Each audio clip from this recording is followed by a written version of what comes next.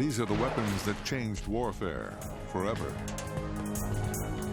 The cannon. Mortars and long-range guns that turned the tide at Gettysburg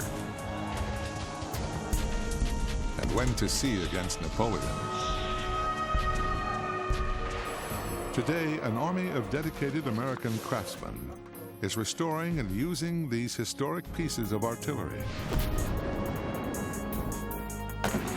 They are preparing to compete in the annual Olympics of ballistics, and then to match their guns against the best in the modern world at the Big Bang of sporting events, the Artillery Games. In a quiet field just off Interstate 75 in Grayling, Michigan, some of the 19th century's most destructive weapons are about to explode back to life.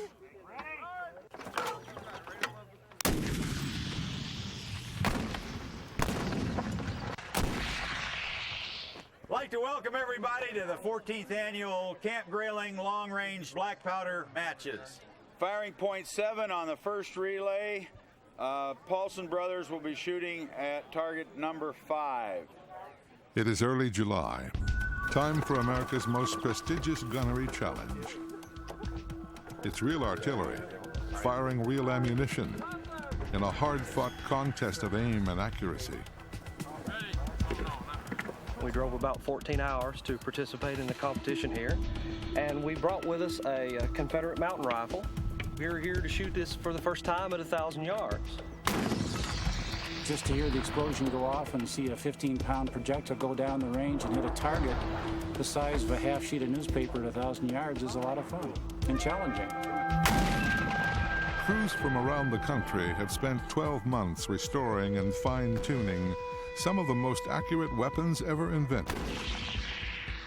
For some, this is the only chance they get all year to fire live rounds. They will blast $250,000 worth of solid shot, cannonballs, mortar rounds, and the gunpowder that fires them. From guns worth more than $20,000 apiece. The gunners call it playing hardball. Military historian Gord Laco served as technical advisor for Russell Crowe's naval adventure, Master and Commander. What we've got here today is a very unique collection of weapons representing a period of transition in the development of the technology of artillery. But there are also guns here that represented leaps ahead in technology. We've got examples of the work and imaginations of military engineers trying to achieve accuracy and firepower at the same time. My name is Jim Bender, and I'm from Sunman, Indiana. This is a reproduction 8-inch siege mortar. There's a lot of concussion off a large gun like this. A lot of noise. I've been told that it's been heard 5 miles away, so it does make some noise. This is a Bronx US model 1857, nicknamed Napoleon. It's a 12-pounder. 40% of the guns that were used in the Civil War were these smoothbore Napoleons. They were called the workhorse of the Civil War. We won one time up here. The first time we shot up here, we won with this gun. And this is a replica, a full-size replica of an 1861 siege mortar. This is all 100% American-made. And it was made in my shop by myself and my 2 sons. Ready? Ready? This is strictly a family adventure. US 3.2-inch breech-loaded rifle, a model 1897. They were made in the 1880s through about the turn of the century.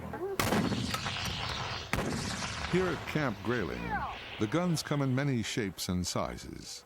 But like all artillery, they share 3 things in common: a metal barrel, gunpowder, and a cannonball. Ready, fire! From the Middle Ages onward, this meant a cast iron or bronze firing tube, an explosive propellant made of saltpeter, sulfur, and charcoal, and a solid spherical projectile. But in the 1860s, just as the Civil War began, everything changes. Advances in engineering and industrial materials make guns lighter, more powerful, and much more accurate. And the war between the states creates the perfect proving ground for every new invention. Among the innovations, a cast iron collar on the breech, the closed end of the cannon, gives increased strength. Spiral grooves called rifling cut inside the bore allows the gun to launch heavier solid bolts and devastating explosive shells straighter and further. The grooves spin the shell as it moves down the barrel, just like a quarterback throwing a smooth, perfect spiral. I always compare this to, like in a football game, quarterback goes back for a Hail Mary, and he throws that ball up in the air, and the ball is spinning. As long as it spins, it makes a nice arc, and the guy catches it for a touchdown. But if he throws it sideways, he doesn't going to get 10 yards. These innovations transform artillery from a crude tool of long-range bombardment into a precision killing machine. The deadly accuracy of this new Civil War artillery took many men by surprise. In 1864, when Confederate General Leonidas Polk calmly watched the Northerners load a rifled cannon and aim it right at him, Polk boasted that there was no reason to take cover. They were his last words. Secure the piece. At Camp Grayling, each weapon fires at a target placed at the same range at which the gun would have engaged the enemy. There are 4 categories: highly accurate rifled guns, historic smooth-bore cannon, stubby but powerful siege mortars, and mobile lightweight mountain cannon. 32 guns in all, polished, primed, and loaded. Each team is allowed 5 practice shots to calibrate distance and adapt to heat, humidity, and wind. Thank you. The competitors' military uniforms and their commitment to a vanishing craft convey their respect for the engineers who designed these armaments and the soldiers who suffered their fury.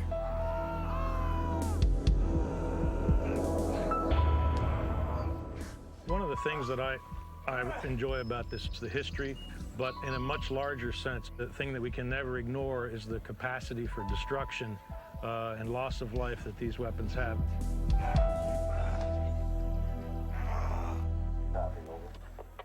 The annual competition at Camp Grayling is the creation of Matt Switlick, a retired museum director and self-taught machinist. Okay, we're ready to go. He not only organizes and directs the Black Powder Challenge, he competes as well. Matt Switlick's 3-inch ordnance rifle is a true Civil War veteran, one of an estimated 5,000 weapons that still exist from the war between the states. He believes it may have seen action at Gettysburg.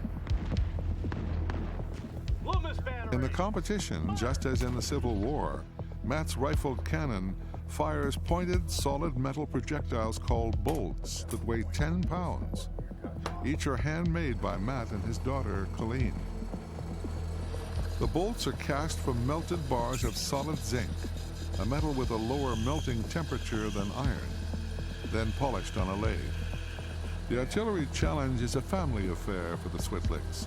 Colleen began helping her dad in his shop when she was 13. 3 years later, she is a proficient target shooter with a 19th century musket.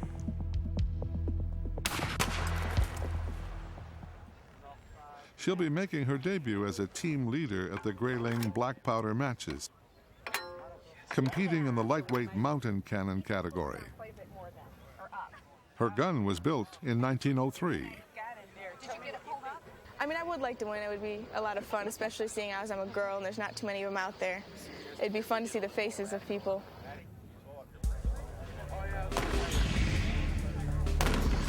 After 5 practice shots, the warm-up period is over. The range is hot and the gunners are ready.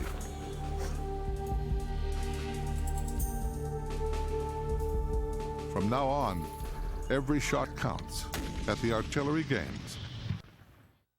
Ready? Highs around 85. South wind. This is the artillery games in Michigan. the high-stakes, high-caliber shootout.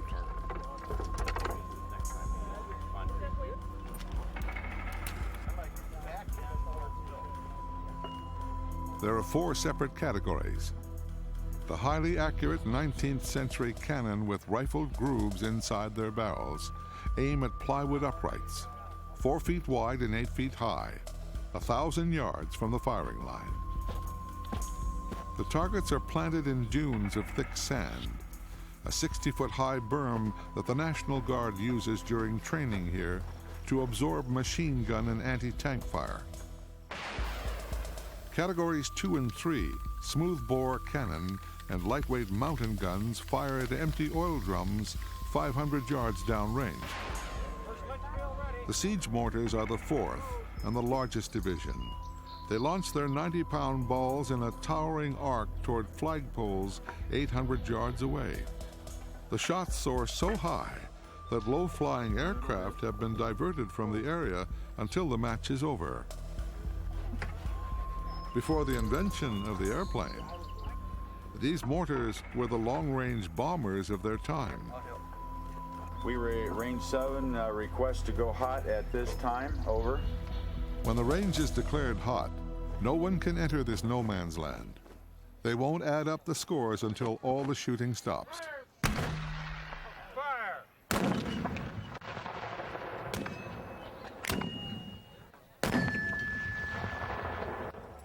There's a clear favorite in the rifled cannon division. In fact, 2 clear favorites.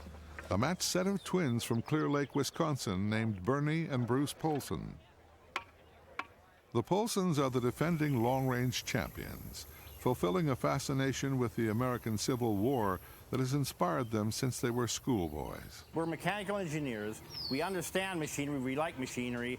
Artillery is machinery. That's a part of the Civil War. That's probably why we spend more time on that. I know as little kids, 9 years old, twins sleeping together, same bed, same bedroom. We had all the walls with murals on Civil War battles.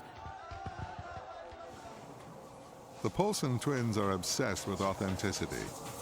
Their weapons and ammunition are handmade to original blueprints the brothers discovered in the U.S. Army archives. The Polsons melt bars of solid zinc in an 800-degree furnace, then cast the projectile. The shells are trimmed to microscopic uniformity and precision. These round, hollow shrapnel shells that they're making today are for use on their own target range.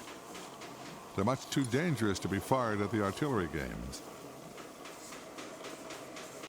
The balls are designed to burst apart in mid-flight, spraying the enemy with dozens of high-velocity pellets.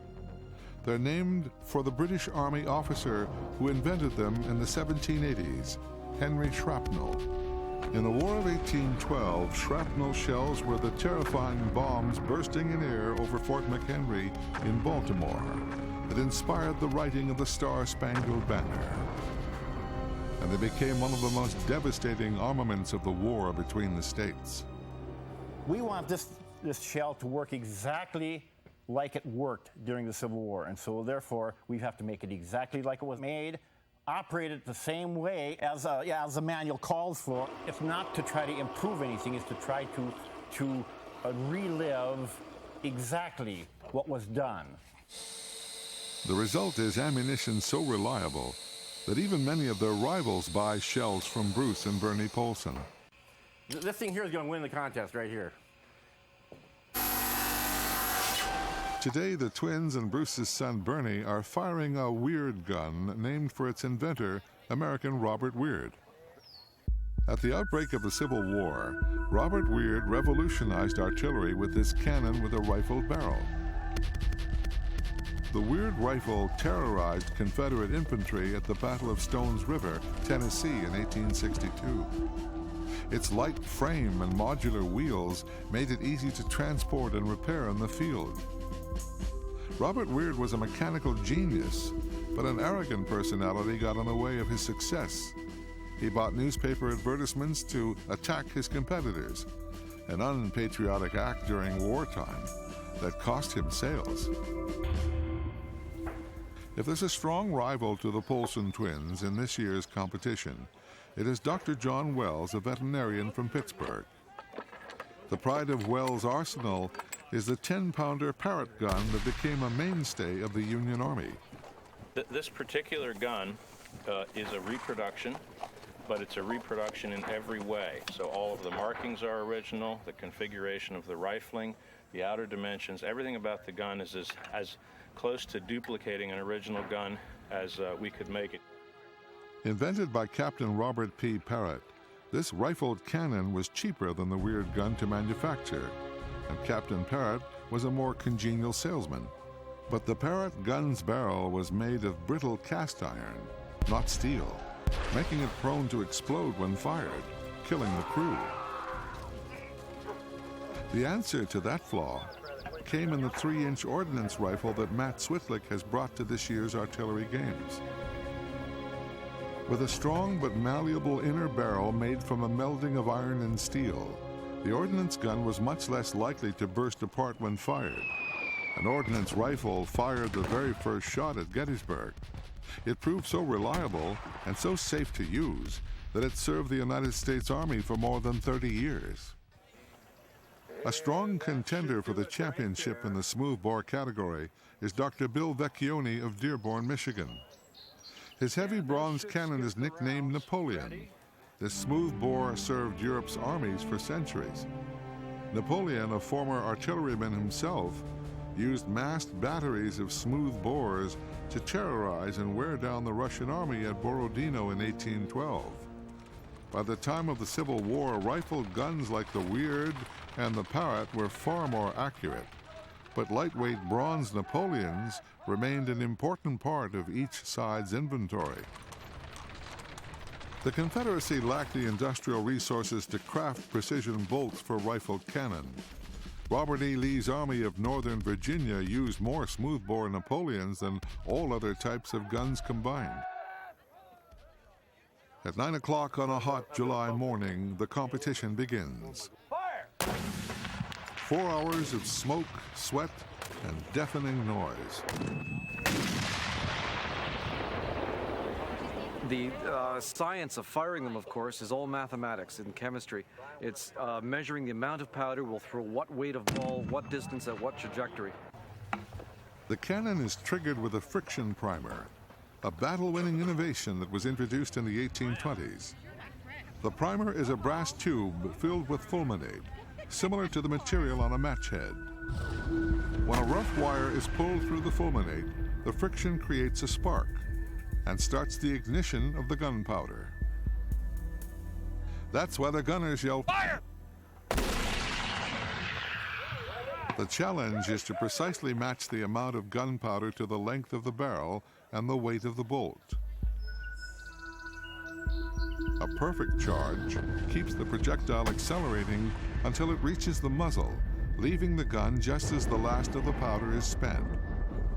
The projectile will accelerate from 0 to the speed of sound before it has traveled 60 inches. Knowing enough chemistry, physics, and mathematics to fire a cannon made Civil War artillerymen an elite corps. The same meticulous attention to detail that won or lost battles now is the difference between victory and defeat at the artillery games. Fire!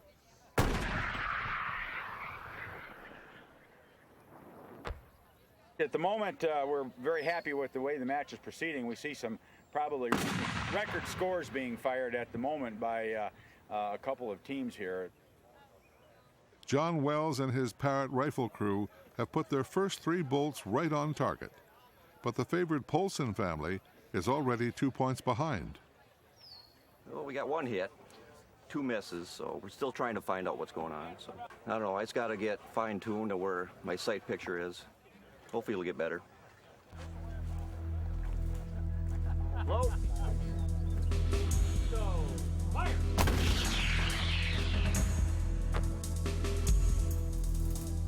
We had a rough start, but we're finally zeroing in here, so.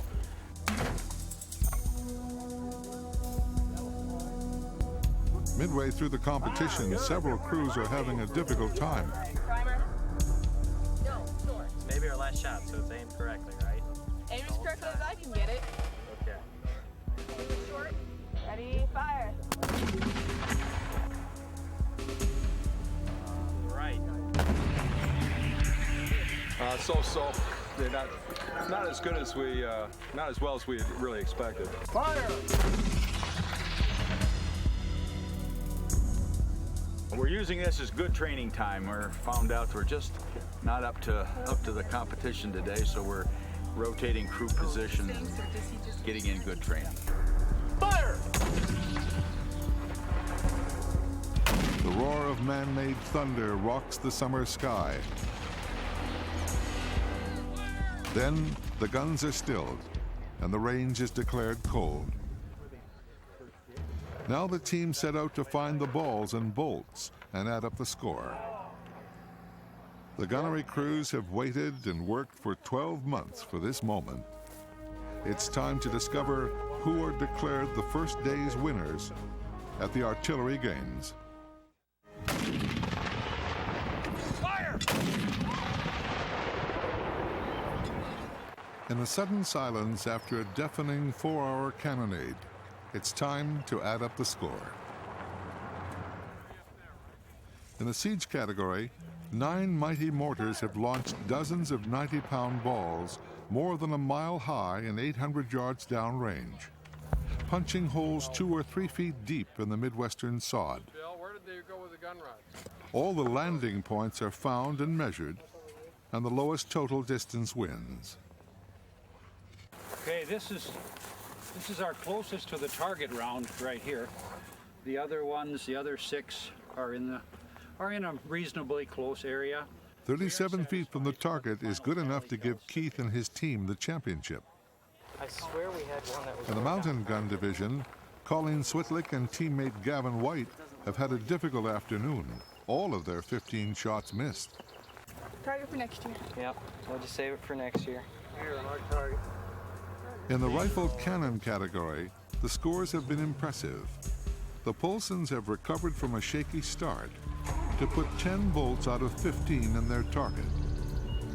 Outstanding shooting at a range of 1,000 yards, but not good enough to retain their title. We got a lot to work on yet. I like this. I don't know, it's pretty tough when you're looking through just a blade sight at a target that's your front sight is wider than your target is. But John Wells has scored a perfect 15. Well, we're very pleased. We actually were able to shoot a perfect score. I feel really blessed. I'm sure there was some level of divine intervention in our success. He has placed every one of his solid bolts in a target just 4 by 8 feet. John Wells wins the rifled cannon division. Keith Fredrickson's homemade replica is the winning siege mortar. Paddy Poe is the winner of the mountain rifle division. Norm Gibson is the winner of the long-range smoothbore artillery category. For the Polson twins, there's a consolation prize. The winning bolts that John Wells fired were built in the Polson shop. I haven't seen all the targets, but I've machined all the ammunition, so I'm happy with whoever wins. We've seen how accurate these antique guns can be. Now a special demonstration of the terrifying power with an audience of modern-day Army gunners. John Wells and his crew will fire at a variety of unorthodox targets, using a variety of ammunition that ranges from solid zinc bolts to canisters filled with bullets that scatter in midair like a giant shotgun shell. First, solid shot and a liquid target. What we're hoping to do with the Parrott now is to actually try to demonstrate the tremendous amount of energy that's in one of these projectiles. And so what we've done is lined up sets of 5 55-gallon drums filled with water. Prepare to fire. Fire! What we really wanted to show is if you think about row upon row of troops being fired at with artillery, realizing that the human body is 80% water, and then picture what happens when that same human body encounters a projectile like that flying at 1,100 feet per second. Next, solid shot into a 12-inch thick timber wall. We're going to try and drive this solid shot through this 12-inch thick timber wall, see if we can penetrate it, and see what happens to the mannequin behind it due to splintering and the smashing of the timbers.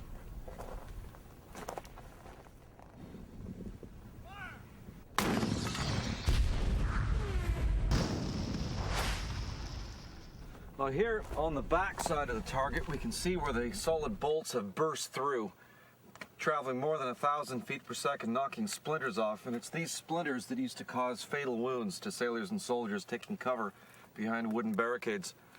The killing power of solid projectiles is well documented in history, and never more terrible than when 40 French sailors were decapitated by a single ball at the Battle of Trafalgar in 1805.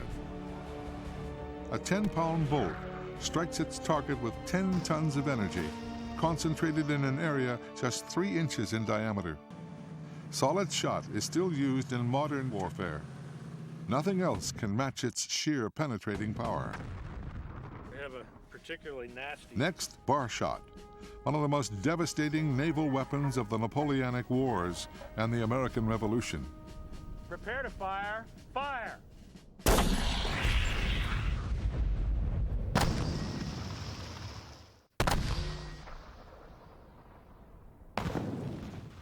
Fired from shore or at close range by ship, bar shot was designed to fly end over end, shredding the sails and splintering the masts of enemy ships, depriving them of the ability to maneuver.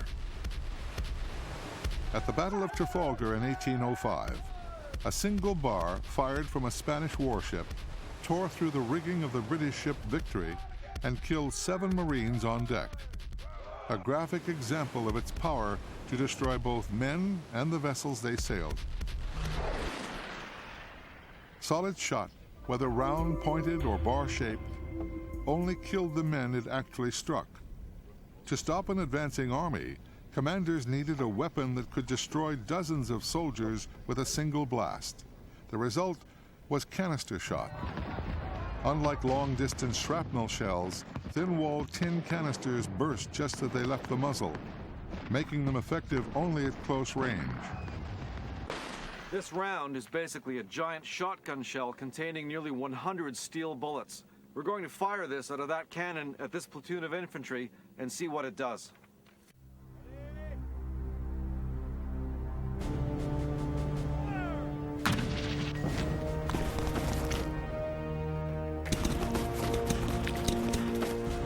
Well, we've managed here to kill or wound nearly every one of the 30 soldiers in this formation. Every one of these watermelons represents a young man who wouldn't have gone home. At Gettysburg, it was canister shot that halted Pickett's charge on the final day of the battle, leaving ranks of Confederate corpses lying in neat rows on the ground. Fire! When the demonstration ends, the gunners return to the target range. 5 crews prepare for a challenge that spans the centuries, and a muzzle-to-muzzle showdown with the Army's top gun. A unique competition with a very surprising result.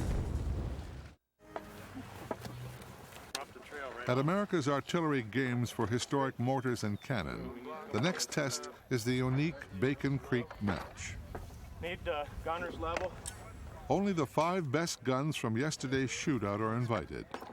John Wells with his Civil War replica Parrott gun, the Polson family with their homemade ammunition, Bill Dalen with his 10-pounder Parrott, Bud Grierson with his breech loader, and Matt Switlick with his ordnance rifle.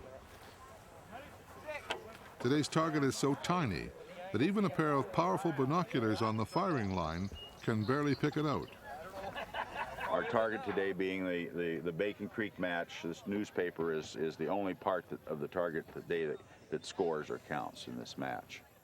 The seemingly impossible challenge has real historical roots. In 1862, a Michigan artillery company paused at Bacon Creek in Kentucky to show off their new guns.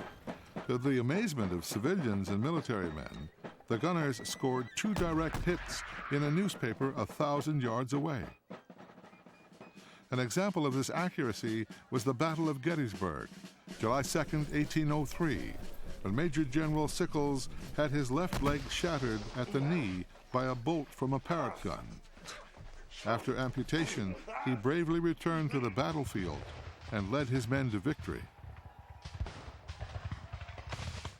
More than a century later, Matt Switlick of Monroe, Michigan, revived the Bacon Creek Challenge with a twist. So today's match can be won if a gun crew puts 3 or more projectiles in that little white newspaper you see out there at 1,000 yards. It's a single sheet of newsprint, tacked to a plywood frame. Each shooter will have 10 chances to take it down with a solid bolt of iron. We pretty much need to put all the conditions of the gun back to what they were yesterday. And so we're going to try to do that right now. Because the gun recoils after each blast, it must be re-aimed every time, not once, but twice. First to set the barrel in precisely the same position, then to correct for any error in accuracy.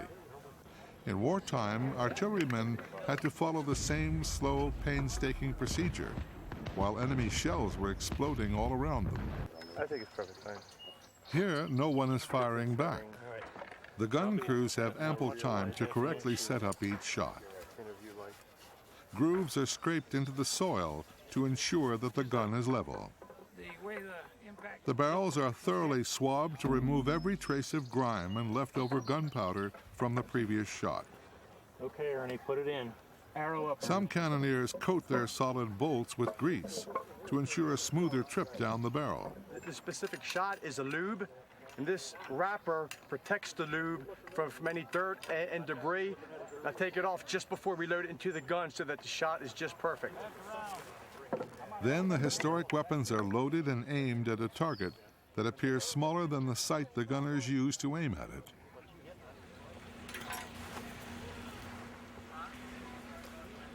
Okay, the range is now hot. Most years, no one succeeds. But in 2002, Wisconsin's Polson family scored 3 direct hits.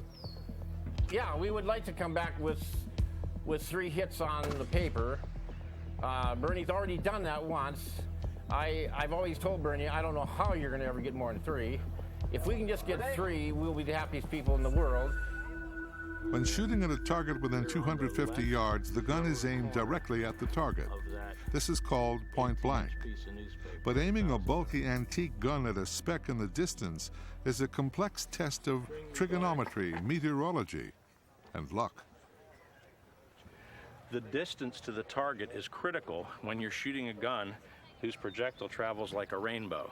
You see, the gun doesn't shoot in a straight line. We aim in a straight line, but this projectile over this distance is rising about 37 feet above the line of sight before it drops to the target.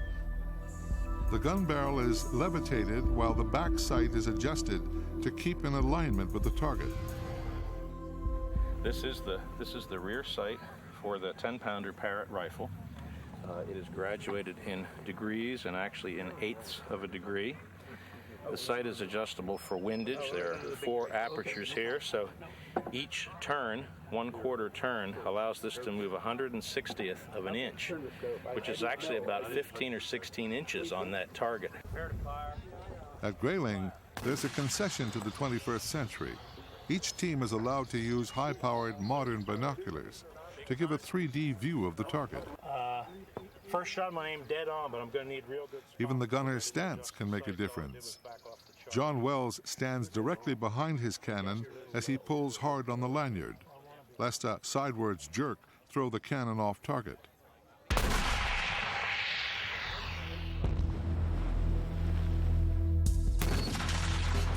Shot number 2, we hit about 10 o'clock on the board, and that marks the position of the hit.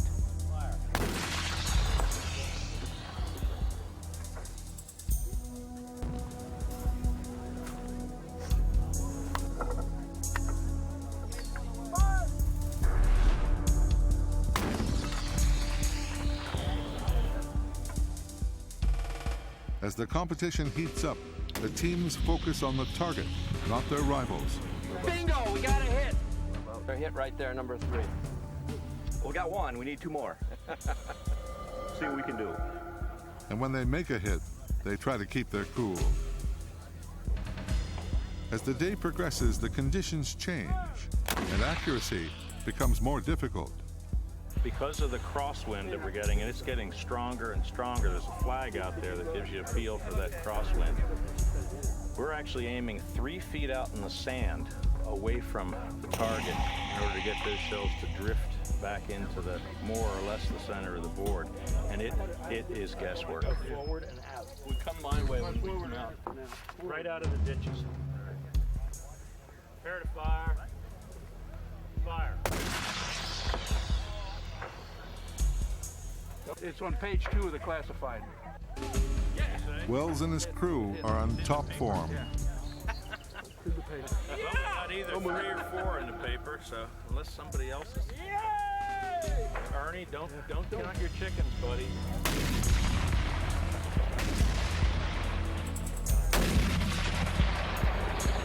Well, we're shooting better than yesterday. I don't know that we're in a serious competition, but with a significant amount of luck, who knows? Is this our last one? Best one. This is our last round. Right now we have either 2 or 3 in the paper. We're not sure if that one is going to be a qualifying shot or not. The competition fills a summer afternoon with the echoes of 19th century combat. Of the 5 teams in the Bacon Creek match, 2 fail to make a single hit. The Polsons manage only 1. At day's end, incredibly, there's a tie. John Wells and Bill Dalen have made 3 hits each. They'll have to get out the measuring tape to declare a champion. Basically, string measure means we'll find the center of the paper and then literally take a string to the center of each hit. And the aggregate total of that measure will determine who's ever average closest to the center of the target. 21 3/4. So, 16 7/8 beats 21 3/4. Congratulations, John. The winner is John Wells. That's good. My heart wasn't going to stand any more suspense. He's won $1,500 and the chance to satisfy a personal dream. To see how well his Civil War cannon can perform against a 21st century artillery crew. If any vintage team thinks they stand a chance against us, they're dreaming.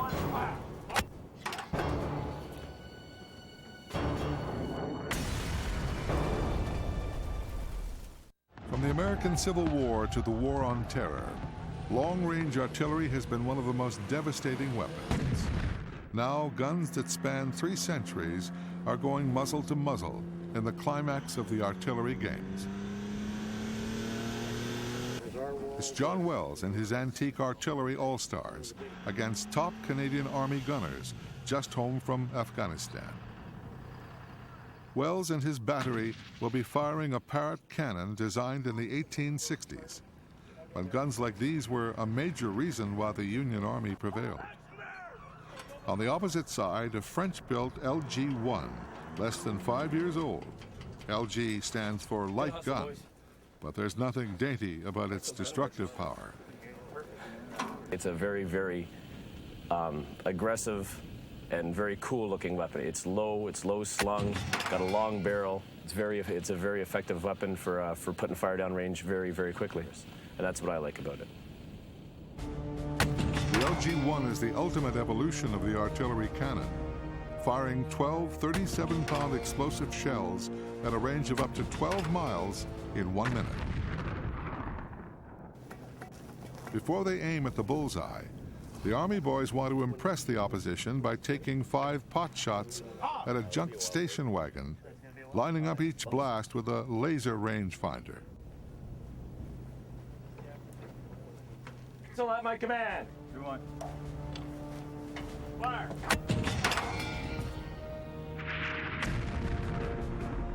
Number 1, stand by. Stand by. Number 1, fire. The first 3 shots miss. So, 4th round was the charmer, destroyed the target. The 4th lands a yard short of the vehicle, but with explosive shells, close counts. The LG-1 is designed to take out anything or anyone within a 50-yard scatter range. Well, you know what? This is the one that blew the car up. Yeah. Oh, yeah. Shot number 4 left fragments of the station wagon littered across the field. I bet it's still hot, too. Yeah, a little bumper over there. No, I was quite happy with the hit we scored on on the car. So that's the whole idea. With the kill radius being 50 meters, you're never going to get one round in the same hole, obviously. Sure. But between those two spray patterns, anything in between would have been done for. Now, the battle of the batteries. The targets are sheets of plywood 16 feet high and 8 feet wide, placed 1,000 yards from the firing line. Each team will get 5 shots. In Afghanistan and wherever else they are deployed, guns like the LG-1 usually lob long-range shells over the horizon at targets the gunners cannot see. But this competition is about accuracy, not raw firepower. Elevation is 074. Scoring a direct hit at 1,000 yards will be a real challenge for the LG-1. Stand by. Stand by. Number 1, fire.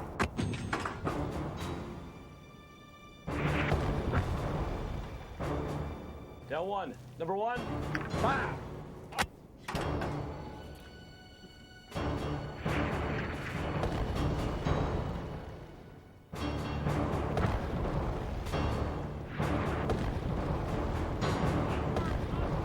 The soldiers are sure that they've taken the lead.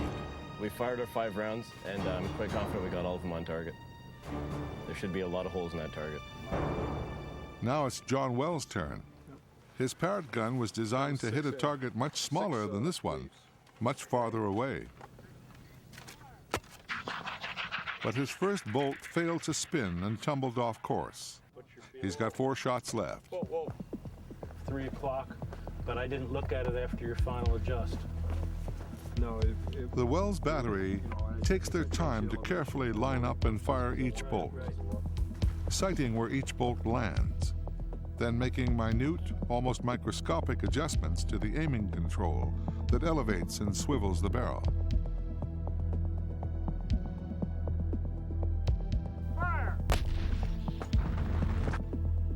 Wells is confident that his 19th century replica is keeping pace with the $500,000 LG-1. We have 2 clean shots on target, and score-wise, that puts us 1 point behind, but we have 3 more shots to fire before the end of the match.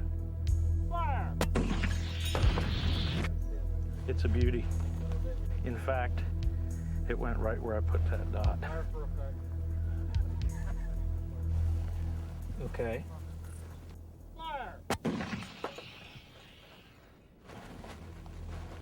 As they march out to inspect the targets, there's an astonishing surprise in store for both men. I saw you put, I swore you put 2 holes, 1 high, and I thought that was a round. That must have been a piece of shrapnel. That's all shrapnel. Only some small fragments have hit the plywood. Other than the shrapnel. So The Army has been shut out. much damage to it. Did the Civil War gun do any better? Our first shot was this at 3 o'clock. The second one was up there at about 12:31. He definitely got his beat hands down there. Oh, there's not even any point in that. Yeah. I'll concede that right now. Yeah. On the other hand, if I had a choice between shot at with my gun and shot at with yours, I think I'd rather be shot at with mine because I'd at least have something to duck. Yeah, fair enough. Excellent. Good shooting. Excellent shooting, actually. Phenomenal. Thanks. The final score, 21st century 0, 19th century 4. For these cannoneers, restoring and reloading the antique weapons of the past is a window into history and the basis of an everlasting dream, the hope that someday the only times the big guns will fire will be at the artillery games.